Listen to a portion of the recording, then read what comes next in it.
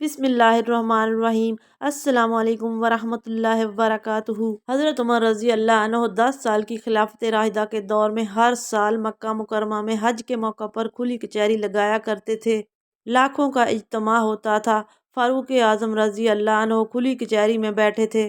एक आदमी ने उठकर कहा, ए अमीरुल मोमिनीन, आपने एक कानून बनाया था कि कोई गवर्नर अपने दरवाजे पर चौकीदार मुकर्रर नहीं कर सकता।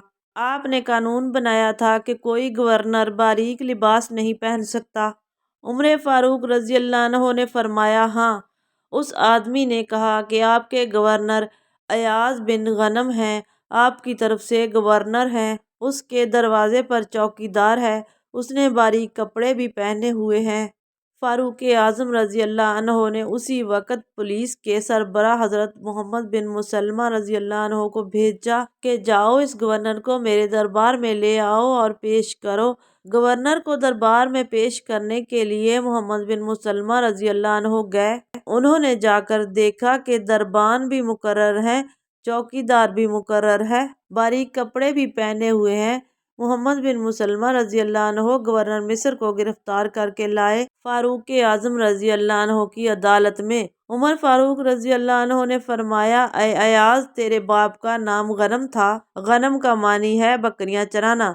तेरा बाप बकरियां चराया करता था, तू अपनी औकात से निकल गया। तेरा बाप बकरियां चराता था और तूने गवर्नर बनकर गरीबों के लिए चौकीदार मुकर्रर कर रखा है ताकि गरीब तेरे दरवाजे पर सीधे ना आ जाएं। तेरा दिमाग खराब हो गया है। मैं तुझे गवर्नरी से हटाता हूँ और बैतुल माल की 200 बकरियां देता हूँ कि जाओ तुम भी अपने बाप की तरह इन पहाड़ों पर बकरियां चराओ।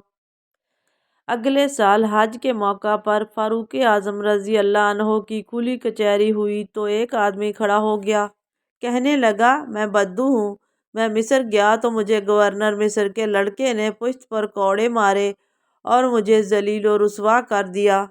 तो उमर रज़ी अल्लाह अन्हु ने उसी वक़्त उस गवर्नर के लड़के की गिरफ्तारी के लिए मोहम्मद इब्ने मुसलमा रज़ी अल्लाह अन्हु को भेजा। फारूक आज़म रज़ी अल्लाह अन्हु ने फरमाया कि इसके बाप गवर्नर मिस्र उमरू बिन आस रज़ी अल्लाह अन्हु को भी साथ लेकर आओ। मैं उससे पूछूंगा कि तेरा लड़का बेलगाम क्यों हो गया है। जब गवर्नर और उसके लड़के को फारूक आज़म रज़ी अल्लाह अन्हु की खुली कचहरी में पेश किया गया तो उमर फारूक रज़ी अल्लाह अन्हु ने उस लड़के से कहा कि तूने बद्दू को कौड़ा क्यों मारा। उसने कहा, मुझसे गलती हो गई। फारूक आज़म रज़ी अल्लाह अन्हु ने फरमाया, नहीं, जिस तरह तूने कौड़ा मारा है इसी तरह तुझे भी कौड़ा मारा जाएगा। चुनाचे उसी खुली कचहरी में गवर्नर के बेटे की पुश्त पर कोड़े मारे गए। उसके बाद गवर्नर मिस्र की बारी आई तो उस आदमी ने मुआफ़ कर दिया। उस लड़के के सामने खड़े होकर फारूक आज़म रज़ी अल्लाह अन्हु ने तकरीबन 1 लाख के मजमा में एक बात कही थी। ओ लड़के, तुमने कब से अरब की कौम को गुलाम बना रखा है जबकि इनकी माओं ने तो इन्हें आज़ाद जना है। ये तसव्वुर दुनिया में सबसे पहले उमर ने दिया कि बच्चा जब पैदा होता है तो आज़ाद होता है, उस पर कोई पाबंदी नहीं होती। उमर रज़ी अल्लाह अन्हु कितना अजीम इंसान है। ईरान के सरकारी दौरे में एक गिरजाघर फारूक आज़म रज़ी अल्लाह अन्हु को नजर आया। उमर फारूक रज़ी अल्लाह अन्हु सरकारी दौरा कर रहे थे। चर्च के पादरी ने कहा, आइए। फारूक आज़म रज़ी अल्लाह अन्हु अंदर गए। चर्च देखते हुए नमाज असर का वक्त आ गया तो फारूक आज़म रज़ी अल्लाह अन्हु वहाँ नमाज पढ़ने लगे। थोड़ी देर के बाद कहा, नहीं, मैं यहाँ नमाज नहीं पढ़ूंगा। पादरी ने कहा, क्यों नहीं पढ़ते? हमारे चर्च के बाहर पाक जगह है, यहाँ नमाज पढ़ो।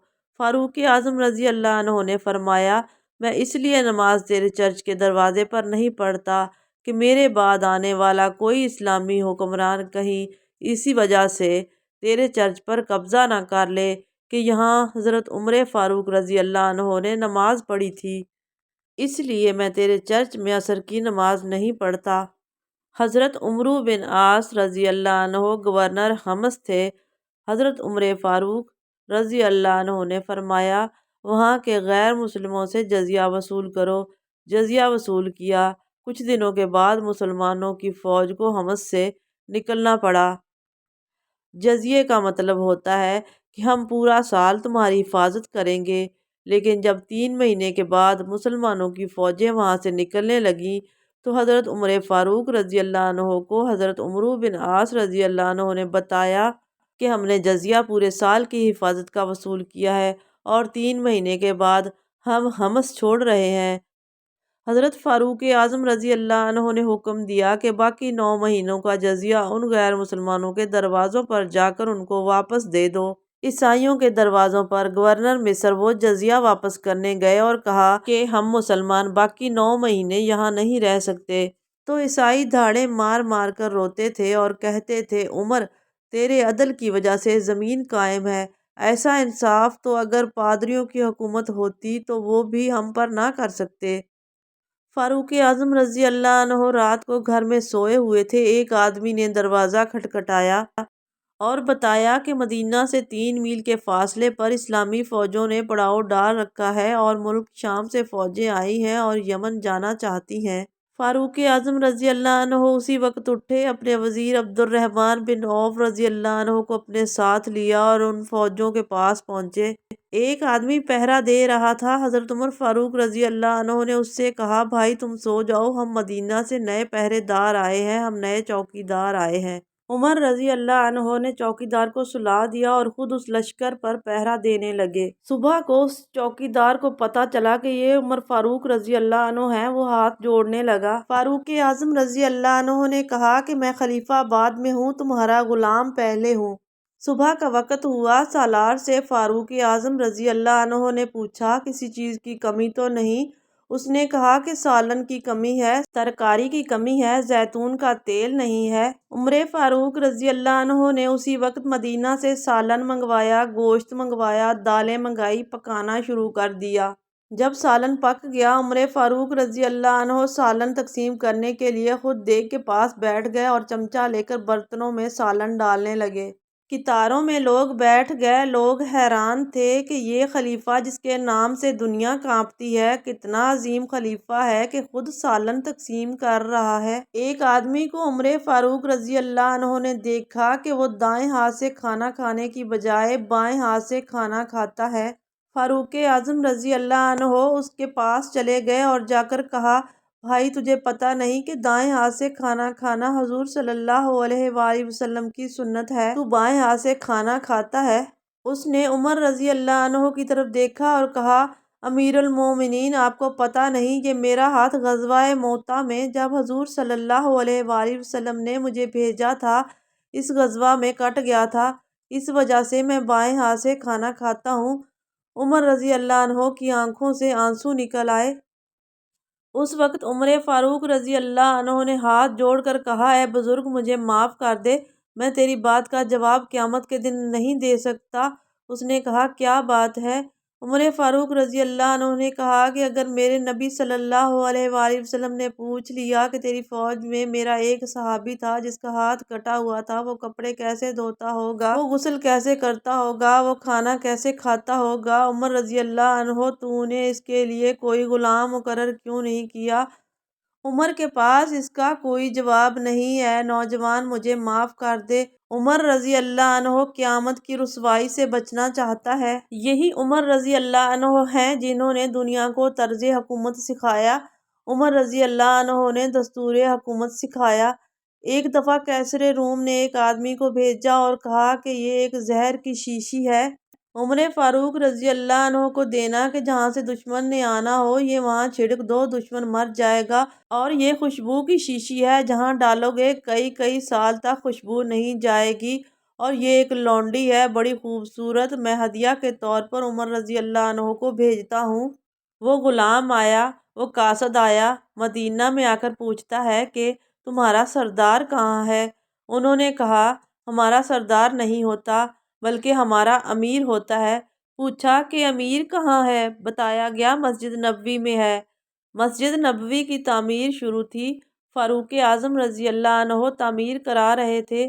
وہ قریب آیا تو کسی سے پوچھتا ہے کہ عمر رضی اللہ عنہ کہاں ہے؟ تو کسی نے بتایا کہ یہ جو آدمی گارے میں کھڑا ہو کر برتنوں میں گارا ڈال رہا ہے، یہ عمر فاروق رضی اللہ عنہ ہے۔ وہ حیران ہو گیا۔ اس نے کہا، امیر المومنین، یہ میرے پاس زہر کی شیشی ہے، اور اس کی خاصیتیں بیان کرنے لگا۔ فاروق اعظم رضی اللہ عنہ نے زہر کی شیشی پکڑی۔ فاروق اعظم رضی اللہ عنہ نے بسم اللہ پڑھی اور زہر کی ساری شیشی پی گئے اور کہا کہ تو کہتا ہے کہ اس میں اتنی سخت زہر ہے کہ دشمن اس کو سونگھے تو مر جاتا ہے۔ عمر رضی اللہ عنہ نے بسم اللہ پڑھ کر زہر کی ساری بوتل پی لی۔ فاروق اعظم رضی اللہ عنہ کو کچھ نہ ہوا، وہ کافر بے ہوش ہو گیا۔ اس کو ہوش آیا، اس نے کہا عمر تم نے اس پر دم کر دیا تھا۔ فاروق اعظم رضی اللہ عنہ نے فرمایا او بتوں کے پوجنے والے، تجھے بتوں نے سکھایا ہے کہ زہر مارتی ہے، مجھے میرے مصطفیٰ صلی اللہ علیہ وآلہ وسلم نے سکھایا ہے کہ جب تک خدا نہ مارے دنیا کی کوئی طاقت مار نہیں سکتی۔ فاروق اعظم رضی اللہ عنہ نے وہ خوشبو کی بوتل پکڑی اور مسجد نبوی صلی اللہ علیہ وآلہ وسلم کی مٹی میں ڈال دی جس سے وہ مسجد تعمیر ہو رہی تھی۔ بوتل ختم ہو گئی۔ قاصد نے کہا یہ ایک لڑکی ہے، تحفے کے طور پر لایا ہوں۔ حضرت فاروق اعظم رضی اللہ عنہ نے ان مزدوروں سے کہا جو مٹی اٹھا رہے تھے کہ تم میں سے کس کی شادی نہیں ہوئی؟ ایک کی قسمت جاگ اٹھی، ایک کہنے لگا میری شادی نہیں ہوئی۔ حضرت فاروق اعظم رضی اللہ عنہ نے اسی وقت وہ لونڈی اس کے سپرد کر دی، اس کا نکاح ہو گیا۔ جی دوستو، کتنی عظمت ہے فاروق اعظم رضی اللہ عنہ کی۔ اس قاصد نے جا کر کہا کیسر و روم سے کہ تم عمر رضی اللہ عنہ کا مقابلہ نہیں کر سکتے۔ میں نے عمر رضی اللہ عنہ کی فوجوں کو دیکھا ہے، رات کو مسلح پہ روتے ہیں، دن کو گھوڑے کی پشت پر ہوتے ہیں۔ کیسر نے کہا کوئی صورت تو بتاؤ کہ عمر رضی اللہ عنہ کو ہم شکست دے دیں۔ اس نے کہا صورت یہ ہے کہ نوجوان خوبرو ایرانی لڑکیوں کو قطار میں کھڑا کر دیا جائے جہاں سے مسلمانوں کی فوج گزرے، لڑکیاں حسن و جمال لے کر کھڑی ہوں گی، مسلمانوں کی فوج گزرے گی، ان کا ایمان ضائع ہو جائے گا، اللہ کی نصرت بند ہو جائے گی۔ چنانچہ قادسیہ کے بعد یرموک کی لڑائی میں جب مسلمانوں کی فوجیں ایران میں جا رہی تھیں، کیسر روم اور کسریٰ ایران کے حکم سے 5 میل لمبی نوجوان خوبصورت لڑکیوں کی قطار لگائی گئی۔ فاروق اعظم رضی اللہ عنہ کو بتایا گیا کہ لڑکیوں کی قطار لگ گئی ہے۔ عمر فاروق رضی اللہ عنہ نے فوج کو جمع کر کے کہا کہ آپ صلی اللہ علیہ وآلہ وسلم کی حدیث ان کے سامنے پیش کی جس کا مطلب ہے اے پیغمبر مومنوں سے کہہ دو اپنی نظروں کو نیچا کر کے چلیں۔ عمر فاروق رضی اللہ عنہ نے یہ فرمان الہی فوجوں کو سنایا۔ جس وقت وہ فوجیں قادسیہ کے علاقے سے گزری 5 میل تک لمبی لڑکیوں کی قطار موجود تھی۔ 30,000 صحابہ کرام رضی اللہ عنہم کی فوج ان لڑکیوں کے درمیان سے گزر گئی۔ ایک آدمی نے بھی نظریں اٹھا کر نہ دیکھا۔ وہ لوگ ایسے تھے جیسے ان کے سروں پر پرندے بیٹھے ہیں۔ ایک آدمی نے بھی سر اٹھا کر نہ دیکھا تو لڑکیوں نے جوش سے کہا خدا کی قسم یہ دنیا کے انسان نہیں، یہ تو آسمانوں کے فرشتے ہیں۔ حضرت سیدنا عمر فاروق رضی اللہ عنہ پر سینکڑوں نہیں ہزاروں کتابیں حضرت عمر فاروق رضی اللہ عنہ کے کارناموں اور سیرت پر موجود ہیں۔ حضرت فاروق اعظم رضی اللہ عنہ کے دور میں زلزلہ آیا تو حضرت عمر فاروق رضی اللہ عنہ نے اپنا درہ زمین پر مار کر کہا اے زمین کیوں حرکت کرتی ہے؟ کیا میں نے تیرے سینے پر انصاف نہیں کیا؟ اسی وقت زلزلہ رک گیا۔ زمین کو خطاب کیا، جانوروں کو خطاب کیا، چرندوں درندوں یہاں سے چلے جاؤ۔ جنگل کے درندوں کے نام حضرت عمر فاروق رضی اللہ عنہ کے خط ہیں، دریائے نیل کے نام خط ہیں۔ حضرت عمر رضی اللہ عنہ کا کہا دریا نے مانا، حضرت عمر رضی اللہ عنہ کا کہا جانوروں نے مانا۔ معلوم ہوا کہ جب کوئی خلیفہ اللہ کی ہدایت پر چلتا ہے، اللہ کے احکامات پر چلتا ہے اور کوئی حکمران انصاف کرتا ہے اور عدل کرتا ہے تو جانور اور لاشعوری چیزیں بھی اس کا کہنا مانتی ہیں۔ محترم ناظرین، امید ہے آج کی ویڈیو آپ کو پسند آئی ہوگی۔ اگر ویڈیو اچھی لگے تو لائک کر دیں اور اگر چینل پر پہلی بار آئے ہیں تو کائنڈلی چینل کو بھی سبسکرائب کر دیں۔ اپنا بہت خیال رکھیے گا، دعاؤں میں ہمیں بھی یاد رکھیے گا۔ اللہ حافظ۔